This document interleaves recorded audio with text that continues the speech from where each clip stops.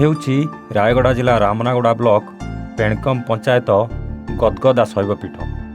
ପବିତ୍ର ମାଘ ପୂର୍ଣ୍ଣିମା ଦିନ ଏହି ପୀଠକୁ ଆଖପାଖ ଅଞ୍ଚଳ ତଥା ବହୁ ଦୂରଦୂରାନ୍ତରୁ ଆସିଥାନ୍ତି ହଜାର ହଜାର ଭକ୍ତ। ୟାକୁ ଲୋକେ ଆଞ୍ଚଳିକ ଭାଷାରେ ଗଦଗଦା ଯାତ୍ରା ବୋଲି କୁହନ୍ତି। ଗଦଗଦା ଶବ୍ଦରେ ଓ ପ୍ରକୃତିର ସୌନ୍ଦର୍ଯ୍ୟ ଭରା ପାହାଡ଼ ଝରଣା ତା ସାଙ୍ଗକୁ ମନ ମୋହୁଛି ସୁନ୍ଦର ଜଳପ୍ରପାତ। ଆସୁଥିବା ପର୍ଯ୍ୟଟକମାନେ ଢେର ମଜା ନେବା ସହ କିଏ ସେଲ୍ଫି ଉଠାଉଛି ତ କିଏ ଫଟୋ ଉଠାଇ ଖୁସି ଅନୁଭବ କରୁଥିବାର ଦେଖିବାକୁ ମିଳୁଛି। ମଧ୍ୟଭାଗରେ ଆବିର୍ଭାବ ହେଉଛନ୍ତି ପ୍ରଭୁ ନୀଳକଣ୍ଠେଶ୍ୱର ମନ୍ଦିର। ପବିତ୍ର ମାଘ ପୂର୍ଣ୍ଣିମା ଦିନ ଛୁଟି ଆସନ୍ତି ମାନସିକଧାରୀ ଏହି ପୀଠରେ ମାନସିକଧାରୀ ମୁଣ୍ଡନ ବା ଚୁଟି କାଟି ନୀଳକଣ୍ଠେଶ୍ୱରଙ୍କ ଦର୍ଶନ କରି କୃପା ଲାଭ ସହ ଆଶୀର୍ବାଦ ପ୍ରାପ୍ତ କରିଥାନ୍ତି।